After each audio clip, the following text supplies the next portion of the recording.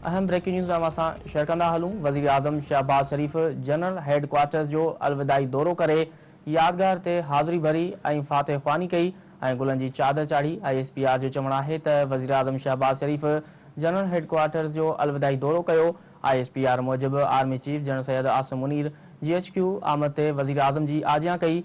ISPR मूजिबि वज़ीर आज़म principal staff officer सां मुलाक़ात कई।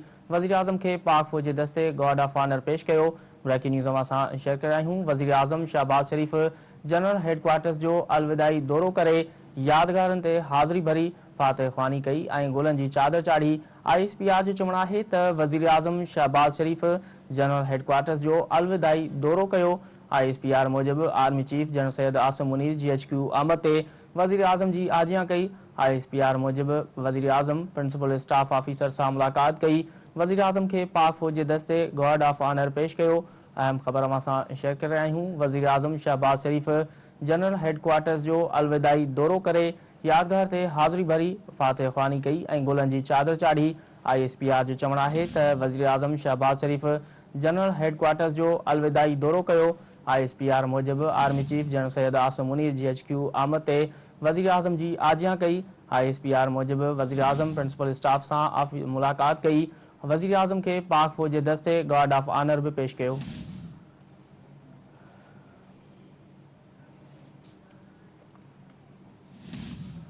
ख़बर असां शेयर करे आहियूं। वज़ीर आज़म शहबाज शरीफ़ जनरल हेड क्वार्टर्स जो अलविदाई दौरो करे यादगार ते हाज़िरी भरी फातह ख़्वानी कई ऐं गुलनि जी चादर चाढ़ी।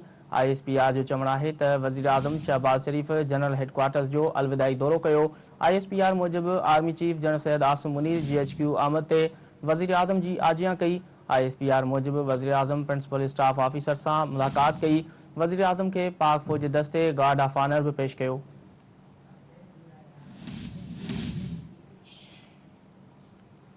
ब्रेकिंग न्यूज़ असां शेयर करे आहियूं। वज़ीर आज़म शहबाज शरीफ़ जनरल हेड क्वार्टर्स जो अलविदाई दौरो करे यादगार ते हाज़िरी भरी फातह ख़्वानी कई ऐं गुलनि जी चादर चाढ़ी। ISPR जो चवणु आहे त वज़ीर आज़म शहबाज शरीफ़ जनरल हेड क्वार्टर्स जो अलविदाई दौरो कयो। ISPR मूजिबि army chief general Syed Asim Munir GHQ आमद ते वज़ीर आज़म जी आजियां कई। ISPR मूजिबि वज़ीर आज़म प्रिंसिपल स्टाफ ऑफिसर सां बि मुलाक़ात कई। वज़ीर आज़म खे पाक फ़ौज जे दस्ते गॉर्ड ऑफ ऑनर बि पेश कयो।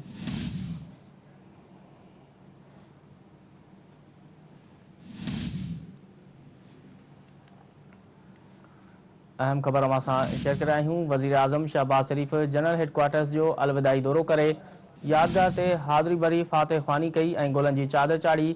ISPR जो चवणु आहे त वज़ीर आज़म शहबाज शरीफ़ जनरल हेड क्वार्टर्स जो अलविदाई दौरो कयो। ISPR मूजिबि army chief general Syed Asim Munir GHQ आमद ते वज़ीर आज़म जी आजियां कई। ISPR मूजिबि वज़ीर आज़म प्रिंसिपल स्टाफ ऑफिसर सां मुलाक़ात कई। वज़ीर आज़म खे पाक फ़ौज जे दस्ते गॉर्ड ऑफ ऑनर बि पेश कयो।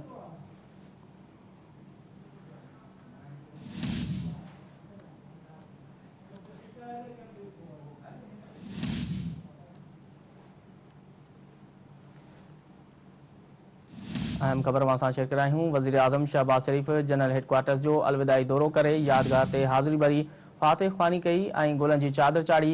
ISPR जो चवणु आहे त वज़ीर आज़म शहबाज शरीफ़ जनरल हेड क्वार्टर्स जो अलविदाई दौरो कयो। ISPR मूजिबि army chief general Syed Asim Munir GHQ आमद ते वज़ीर आज़म जी आजियां कई।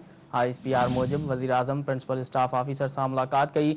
वज़ीर आज़म खे पाक फ़ौज जे दस्ते गॉर्ड ऑफ ऑनर बि पेश कयो।